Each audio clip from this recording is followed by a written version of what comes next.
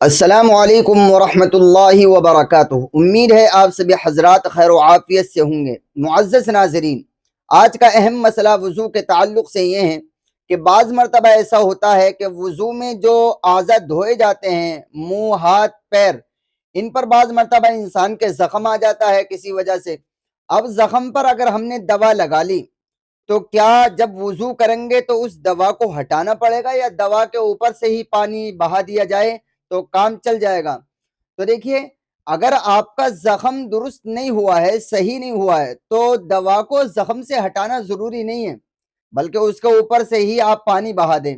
یا پھر ایسا ہوتا ہے کہ صرف دوا نہیں لگائی، آپ نے جو ہے پٹی باندھی ہے اور ڈاکٹر نے پٹی لگا دی، تو اب اس پٹی کو کھولنا ضروری نہیں ہے، بلکہ پٹی کے اوپر سے مسح یعنی بھیگا ہوا ہاتھ پھیر لے تو کام چل جائے گا۔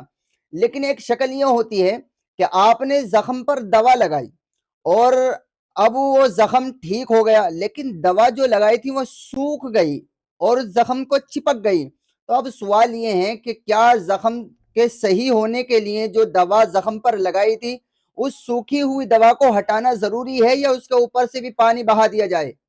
تو اس سوال کے جواب کو اچھی طرح سے سمجھ لیں کہ اگر جو دوا زخم پر لگانے کی وجہ سے وہ سوکھ گئی ہے اور زخم بھی آپ کا ٹھیک ہو گیا ہے، تو اب یہ دیکھیں کہ اس دوا کو، سوکھی ہوئی دوا کو ہٹانے سے آپ کو تکلیف ہے یا زخم کے ہرا ہونے کا خطرہ ہے۔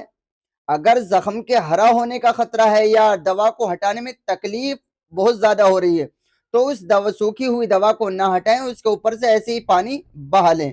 اور اگر یہ خدشہ نہیں ہے کہ زخم کے ہرا ہونے کا بھی خطرہ نہیں ہے اور آپ کو اس دوا کو ہٹانے میں تکلیف بھی نہیں ہوتی، تو پھر اس دوا کو ہٹائیں، اس کے بعد وضو کریں۔ یہ اچھی طرح سے آپ سمجھ لیں۔ امید ہے یہ مسئلہ آپ کو اچھی طرح سے سمجھ میں آیا ہوگا۔